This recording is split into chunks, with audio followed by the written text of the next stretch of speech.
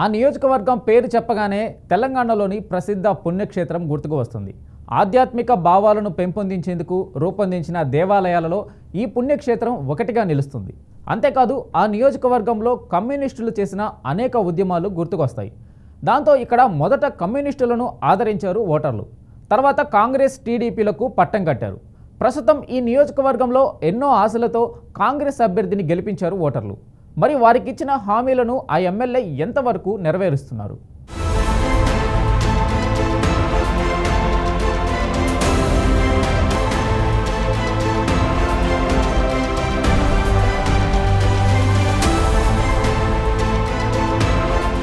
ఉమ్మడి నల్గొండ జిల్లాలోని 12 శాసనసభ నియోజకవర్గాలలో ఆలేరు నియోజకవర్గం ఒకటి. ఈ నియోజకవర్గంలో ఆలేరు, యాదగిరిగుట్ట, తుర్కపల్లి, రాజపేట, గుండాల, బొమ్మల రామారం, ఆత్మకూరు ఎం, మోటకొండూరు మండలాలు ఉన్నాయి. 1978లో ఆలేరు నియోజకవర్గం జనరల్ కేటగిరీ నుంచి ఎస్సీ రిజర్వ్ చేయబడింది.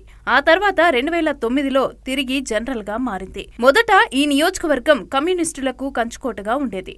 తర్వాత 1967 నుంచి 1983 వరకు కాంగ్రెస్ అభ్యర్థులను గెలిపించారు నియోజకవర్గం ఓటర్లు. 1983 నుంచి ఎన్టీఆర్ ప్రభంజనంతో టీడీపీకి పట్టం కట్టారు ఇక్కడి ప్రజలు. ఈ క్రమంలోనే 1983 నుంచి వరుసగా ఏకంగా 5 పర్యాయాలు టీడీపీ తరపున మోత్కుపల్లి నరసింహులు విజయదుందుబి మోగించారు. తెలంగాణ ఏర్పాటు తర్వాత జిల్లాల పునర్విభజనలో భాగంగా ఆలేరు నియోజకవర్గాన్ని యాదాద్రి భువనగిరి జిల్లాలో చేర్చారు.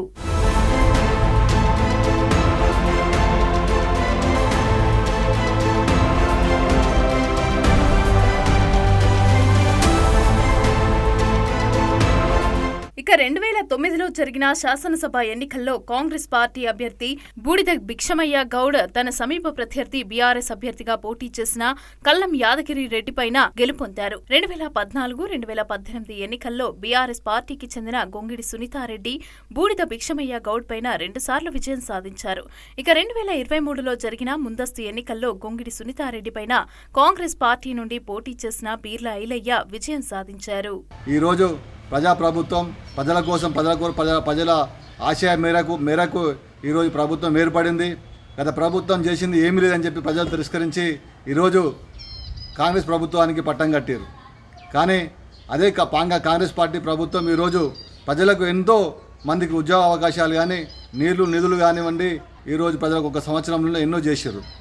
కానీ ఈరోజు ఆలేరు నియోజకవర్గానికి వస్తే గతంలో శిలాఫలకాలకే పరిమితమైన ఆలేరు నియోజకవర్గం ఈరోజు ప్రతి ఒక్క చెరువు దాదాపు 100 చెరువులు నీటితోటి కలగాలాడుతున్నాయి. గోదావరి నీళ్లు గతంలో తపాష్పల్లి తలాబుల్నే ఉందని చెప్పారు. తపాష్పల్లితోటి ఆలేరు నియోజకవర్గంలో ఒక సుక్క నీరు రాలేదు. బీర్ల ఐలయ్య విద్యార్థి దశ నుంచే రాజకీయాలపైన ఆసక్తితో కాంగ్రెస్ పార్టీ విద్యార్థి విభాగం National Students Union of India NSUIలో చేరారు. 2006లో స్థానిక సంస్థల ఎన్నికల్లో కాంగ్రెస్ అభ్యర్థిగా పోటీ చేసి సైదాపురం గ్రామ సర్పంచ్గా ఎన్నికయ్యారు. ఆ తర్వాత 2008లో యాదగిరిగుట్ట మండల అధ్యక్షునిగా, 2013లో యాదగిరిగుట్ట టౌన్ ఎంపీటీసీగా ఎన్నికై టీపీసీసీ కార్యదర్శిగా, ఆలేరు కాంగ్రెస్ పార్టీ ఇన్ఛార్జిగా వివిధ హోదాల్లో పనిచేశారు. 2023లో జరిగిన ఎన్నికల్లో కాంగ్రెస్ అభ్యర్థిగా పోటీ చేసి బీఆర్ఎస్ అభ్యర్థి గొంగిడి సునీతపైన 49,000 ఓట్ల మెజార్టీతో ఎమ్మెల్యేగా ఎన్నికయ్యారు. అనంతరం ఐలయ్య ప్రభుత్వ విప్గా నియమితులయ్యారు.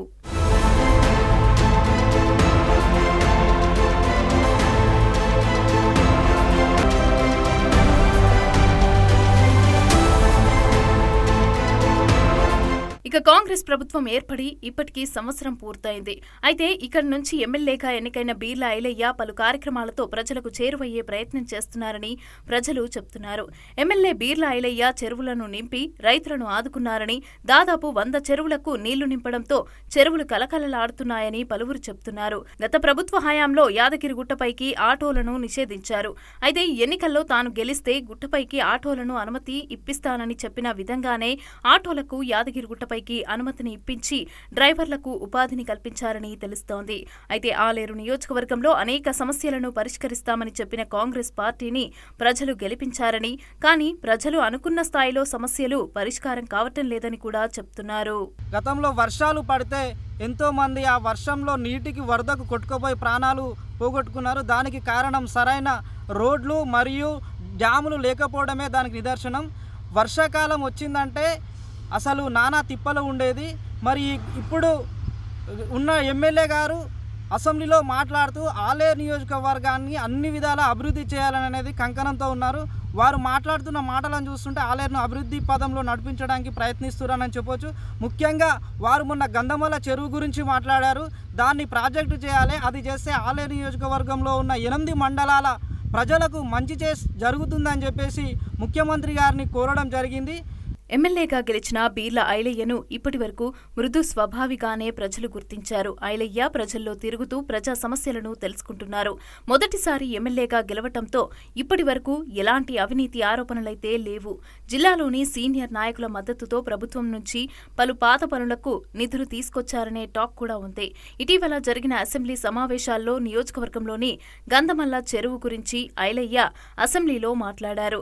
గంధమల్ల చెరువును ప్రాజెక్టుగా రూపొందించాలని, దాంతో రైతులకు సాగునీరు అందటంతో పాటుగా వర్షాకాలంలో వచ్చే వరదల నుంచి ఎంతో మంది ప్రాణాలను కాపాడినట్లవుతుందని ప్రభుత్వానికి విజ్ఞప్తి చేశారు. గంధమల్ల చెరువును ప్రాజెక్టుగా మారిస్తే 8 మండలాల రైతులకు సాగునీరు అందటమే కాకుండా ప్రజలకు మంచి చేసిన వారవుతామని అసెంబ్లీలో సీఎం రేవంత్ రెడ్డి దృష్టికి తీసుకొచ్చారు. అంతేకాదు ఆలేరు నియోజకవర్గాన్ని అన్ని విధాలా అభివృద్ధి చేస్తానని చెప్తున్నారు ఐలయ్య.